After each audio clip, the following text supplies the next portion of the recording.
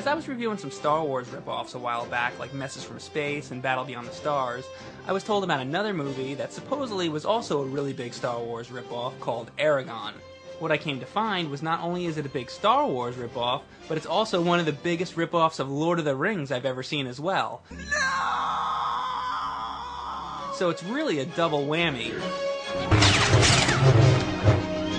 It was written by Christopher Paolini, who was only 16, and it looks like he just threw together two of his favorite franchises in an attempt to make an epic series, but it comes off more as a poor imitation. The special effects in the film attempt to capture the grand scale of the Peter Jackson Lord of the Rings movies, but end up just looking second-rate when compared side to side. So anyway, let's just cut right to the chase. What does it steal from Star Wars, and what does it steal from Lord of the Rings? I'm going to go down the list and mention everything that I noticed while watching that looked like it was stolen. Let's do Lord of the Rings first. Now, Aragon came out in 2006, and the last film in the Rings trilogy, Return of the King, was in 2003. So Aragon takes full advantage, stealing elements from all the films of the trilogy. I guess the best place to start is with the name of the movie itself. Aragon. Aragon. Well, it sounds just like Aragorn, Viggo Mortensen's character from Lord of the Rings. In this film, Aragon has a pet dragon, and they're closely bonded together. If Aragon were to die, the dragon would die, and so forth. The first time Aragon touches the dragon, it seems to send out sort of a message, getting the attention of the bad guys. It's just like when Frodo would put on the Ring of Power, it would always alert Sauron. During one scene early on, the princess character does some sort of magic spell. I found that to be extremely similar to how Arwen did her spell that brought the water down the river while trying to save Frodo.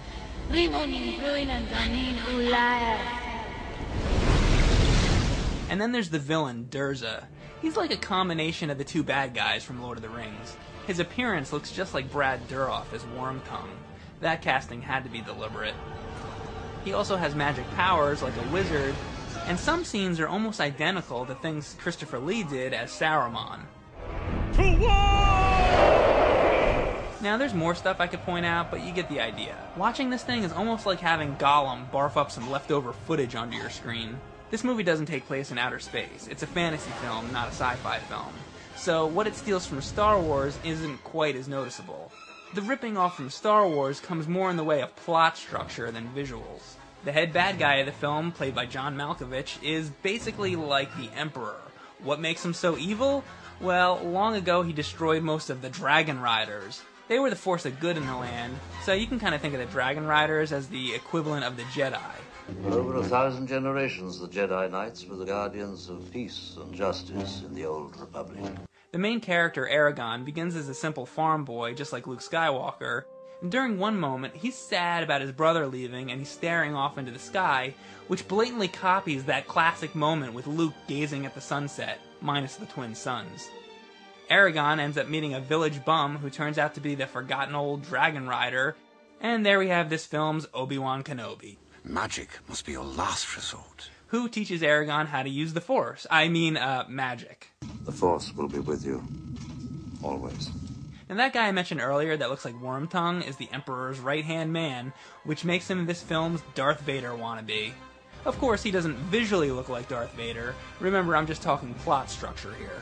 So, Durza, sends out his marauders, and they kill Aragon's uncle back at the farm.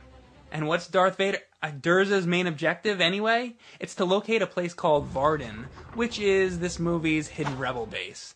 Oh, and by the way, yeah, he also tortures a princess to find out where the location of the base is. And now, Your Highness, we will discuss the location of your hidden rebel base. Yes, every single plot element from Star Wars is there. There's even a guy who keeps saving Aragon's life, just like how Han Solo would always rescue Luke Skywalker. I have you now. So, there you go. This has to be one of the biggest rip-offs of anything I've ever seen in my whole life. Thanks. Again, no mention. That's two, Yomi Jr. There's a line between inspiration and flat-out copying, and this movie crosses that line way too many times. For me, I found it to be a pretty disgusting knockoff, doing everything it could to cash in on already established successful franchises. I just wanted to briefly bring some attention to the movie so everybody can remember for a second what a crappy counterfeit it was. All I can really say is, I'm glad that everybody was smart enough to see right through this unoriginal imitation. The fact that there was never an Aragon 2 says that there is some hope for humanity.